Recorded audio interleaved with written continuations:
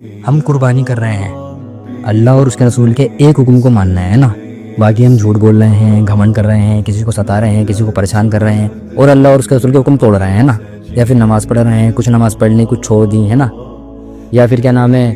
حج عمرہ زکوٰۃ نماز اسی کو دین سمجھ رہے ہیں، باقی تمام برے کام کر رہے ہیں، چغلیاں کر رہے ہیں، غیبت کر رہے ہیں، لوگوں کی برائیاں کر رہے ہیں، ان پہ چھوٹے الزام لگا رہے ہیں، تمام برے کام کر رہے ہیں، کنجوسی کر رہے ہیں، یا پھر صرف اچھے کام کر رہے ہیں نا، صرف تمام اچھے کام کر رہے ہیں، لوگوں کا فائدہ کر رہے ہیں، لیکن نماز حج روزہ زکوٰۃ یہ سب نہیں کر رہے. تو کل ملا کے یہ ہے کہ ہم اللہ کے اور اس کے رسول کے کچھ باتوں کو ماننا ہے اور کچھ کو چھوڑنا ہے، تو یہ اسلام نہیں ہے. اللہ پاک قرآن میں فرماتا ہے اے ایمان والو اسلام میں داخل ہونا ہے تو پورے کے پورے ہو، شیطان کے قدموں کی پیروی نہ کرو. تو جو کچھ باتوں کو ماننا ہے وہ کچھ کو چھوڑنا ہے اور شیطان کے قدموں کی پیروی کر رہا ہے، اگر ایسا ہم کریں گے تو ہم